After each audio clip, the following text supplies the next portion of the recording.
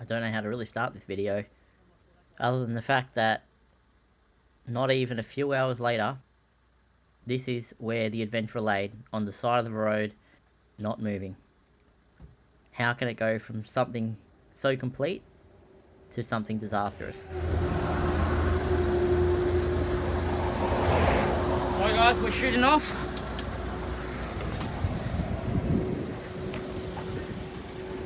Hopefully no one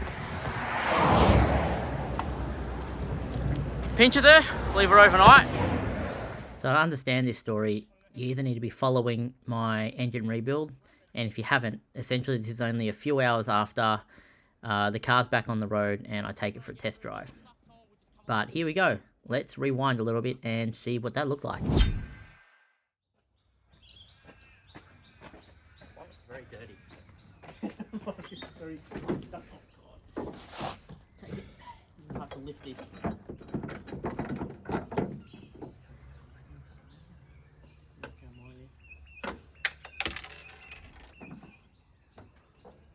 Reinforce.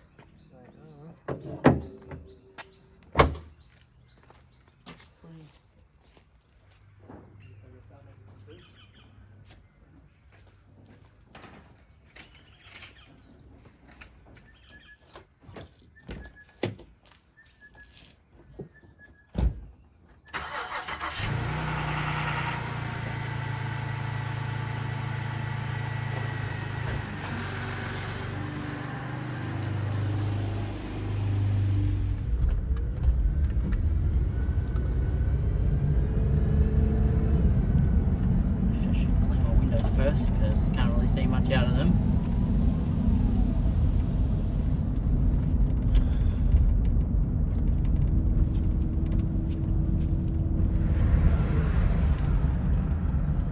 Alright, servo for some fuel.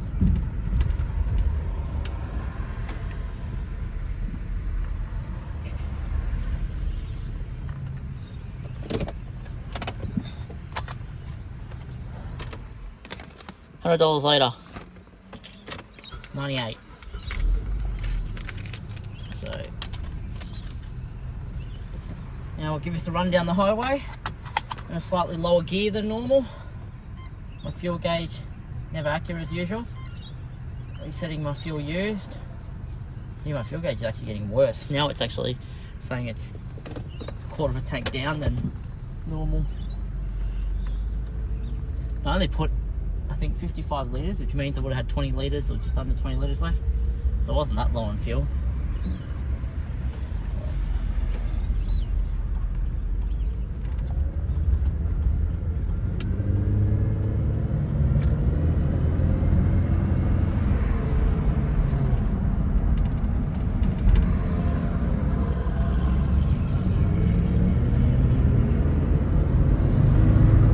Just worried. One of the things we're worried about is the cat's been blocked, because I actually got a replacement cats, because I think mine had had it after all these years.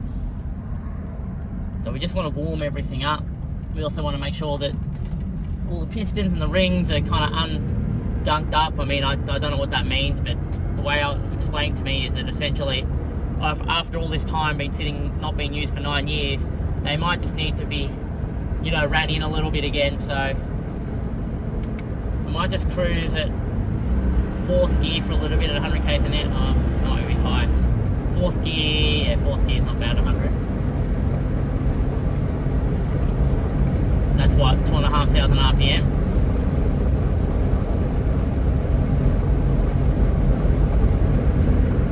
And the fact I haven't got any coolant or any oil or anything leaking, which means my sealing job's good. I checked that out today after driving it. That's good news.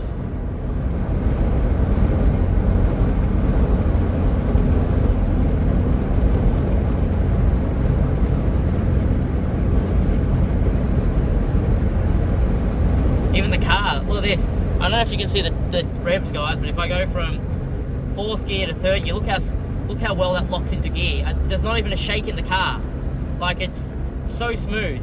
Like, it almost, you don't even feel the transition between them. You can just feel it, but the transition between 4th and 3rd is so smooth. I never lose power. just feels like it's just clicking in between the gears. It's crazy. It's weird because I had my transmission torque converter recode before the trip, but it never was this smooth. It's almost like the engine makes a difference. Has power too. Much more power than I had before. I wouldn't say much more, but a lot more power than I've used to have. It's very interesting.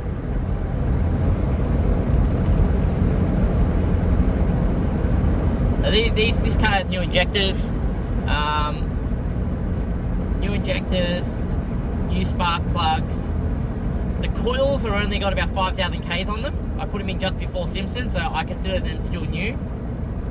And the last thing I want to do is replace the fuel filter, because that hasn't been done in probably a year and a half.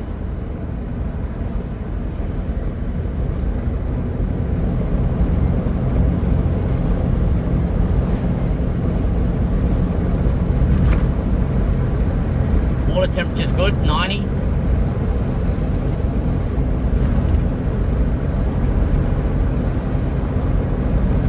Oil pressure's good. They say the V6 when cruising should be about 3 bars. It's just under that. Don't know if that's a telltale sign of an issue.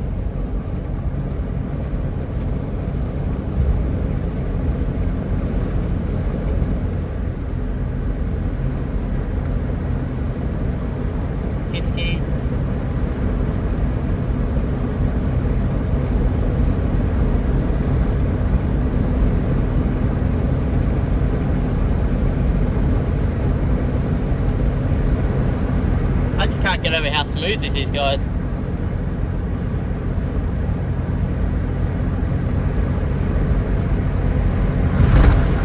I definitely think that issue I had with the tick, tick, tick, tick, like the tapping feeling I could feel in the driveline.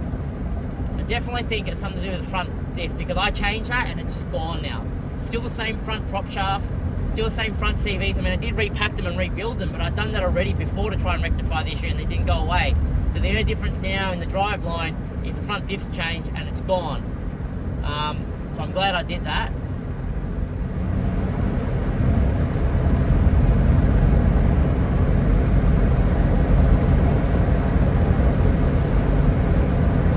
Fourth gear, third gear, so smooth. Fourth gear, fifth gear.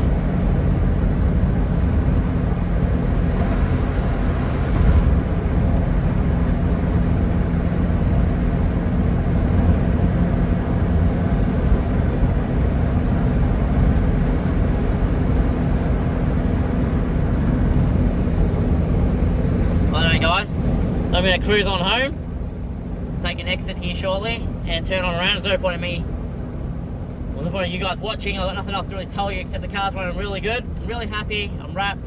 Hopefully it stays good for many, you know, 100, maybe at least 100,000 Ks. I'll be definitely happy. 150,000 would be even better. I don't even know if the body will be surviving that long with the stuff I do with this car, but so happy. Big shout out to Hamish for donating the motor.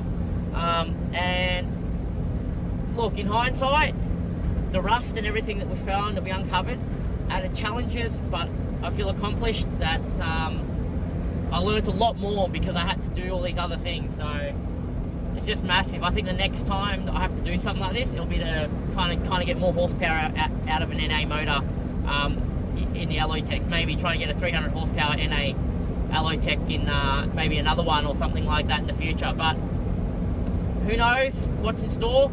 I'm definitely not going to go doing stuff, unnecessary stuff I don't need to. So, but anything happen, I might randomly buy another Adventra and I want to do something with it. So guys, take it easy. Thanks for watching. And this is about the last time you'll see any video footage where the car was running anything but normal.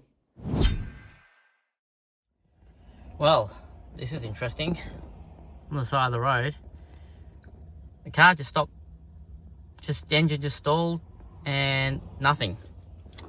I checked the codes for, I've already been in through checking all the codes. There's no codes. The car won't crank. It actually sounds like it's almost seized. It just won't turn at all. Won't turn over at all.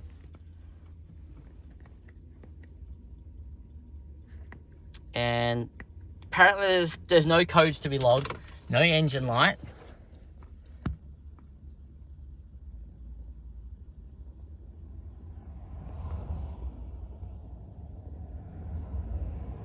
Everything's apparently fine, but ABS fault because I'm draining the battery, trying to start it, but yeah, it just won't start. I don't know what's wrong. I've checked outside the car. I'll jump out when there's not so many cars.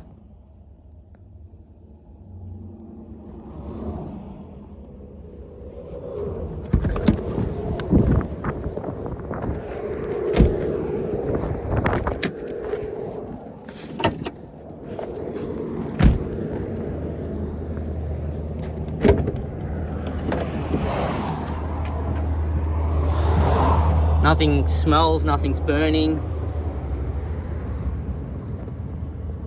Everything looks good.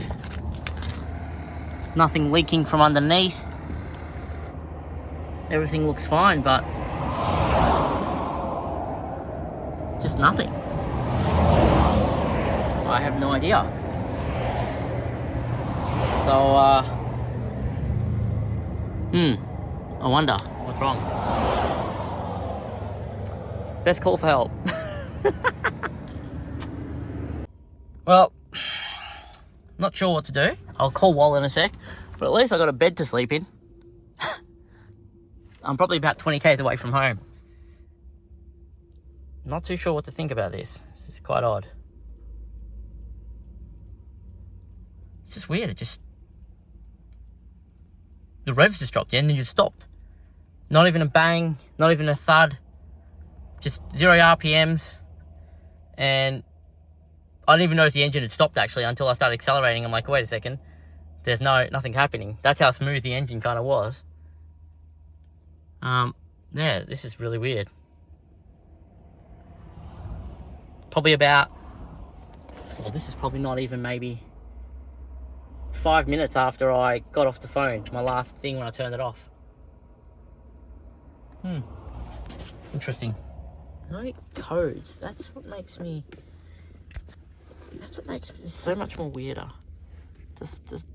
Hello, there's something wrong with the car.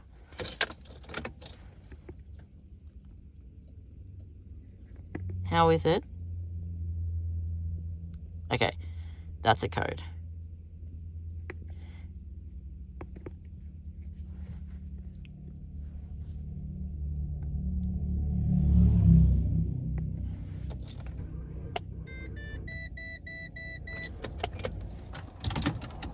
Alright, help has arrived. Wall's going to try and turn around. And then we're going to try and put some jump leads on and crank her. See what happens. She's actually logging a fault now. She's logging crank position sensor malfunction. So I don't know what if that's going to be the cause of the issue. Alright.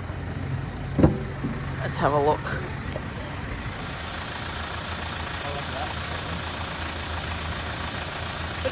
Why would the battery be flat? I've just been driving. That did that straight away. I couldn't crank it straight away. So I'll just let you guys know on a quick run the diagnostic steps that we performed. We put the jumper leads on. The engine would crank, but it wouldn't turn over and start. We thought, okay, that's a little bit weird. And given that we're actually getting a code, I called one of the Adventra gurus, Hamish, to see if he has any clue. And we worked out that the crankshaft position sensor is accessible from the side of the driver's side of the motor, which we thought, okay, what we might do is we run home, grab another one off my old block and plug her into the engine and try and turn her over. And essentially we did end up doing this. And then about an hour and a half later, when we finally got it off and swapped the sensor over and went to turn it over, the engine started easy. It just pretty much instantly started as soon as we replaced the sensor, but it didn't sound good. So the sensor in question is that one there, I think. How hard is it to get to? It's not easy to get out.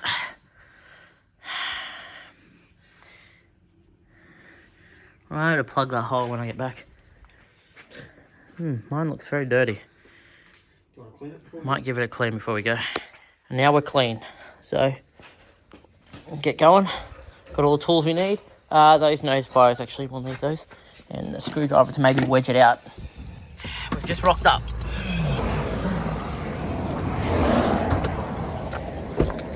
Get some tools out. Oh, here we go. Sucker there. Now give me the other one's got the screw. It's in it? Oh. Shift connected. I'm jumping off. Watching out. Jumper lead. Connected? Oh yeah. Cable connected? Yeah. Alright, see how she cranks this time. I'll clear the codes. Ready?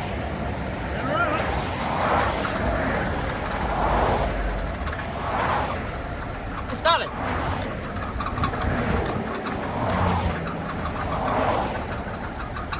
Don't know what that noise is though.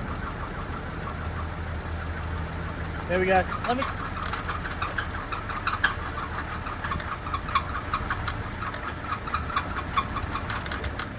Now, no oil pressure.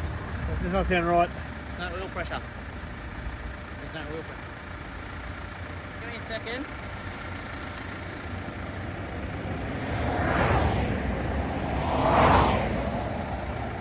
Alright, let's pull this over here. Alright. I don't know if you guys can see, but it's basically saying that we have 28 kPa oil pressure, which cut off, which doesn't really make sense. I'll try cranking it, we'll see what happens.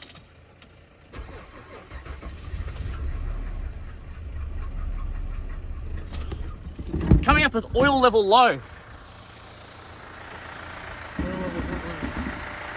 Oil level not low? Not low? I think I'm really small.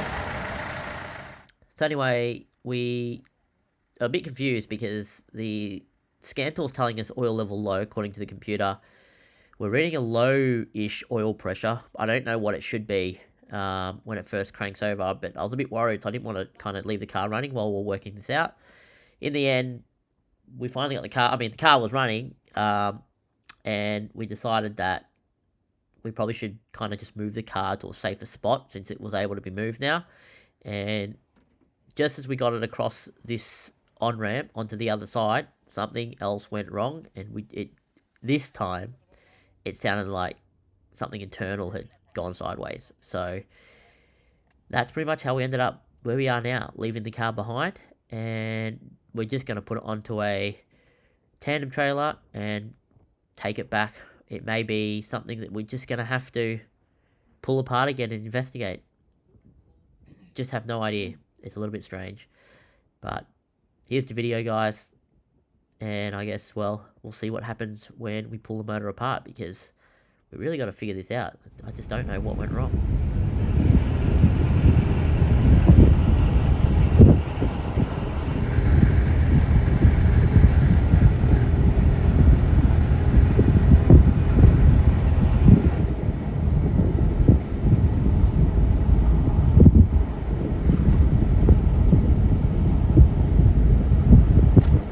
I don't really want to go faster because this speed seems to be making no noise, so I think it's better to stay here. Yeah, that's fine. It's weird, oil pressure is now weird. Only 148. That's right, we will probably be set by around midnight.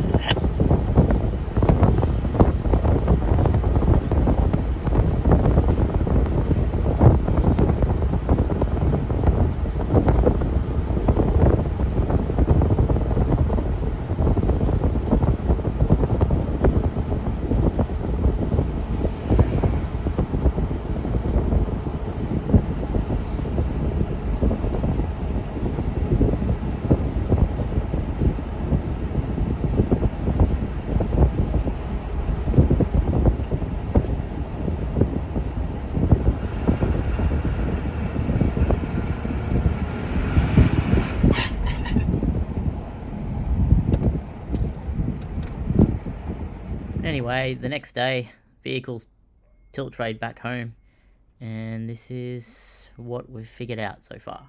Is that a weird angle?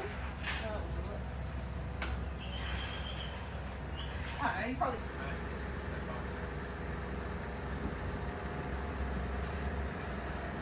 There you go, we're in. That'll be fine there.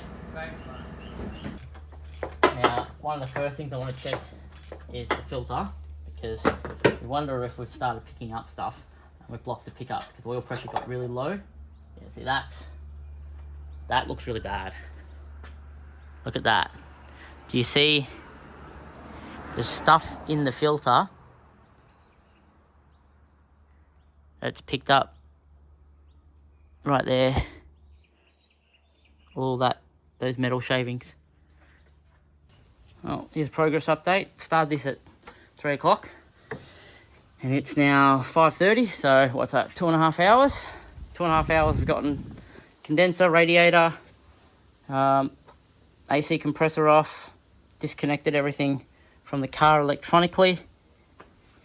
I've undone all the bell housing bolts that attach from the transmission to the engine, except for the two at the bottom, which are just sitting out a little bit, just to hold that in.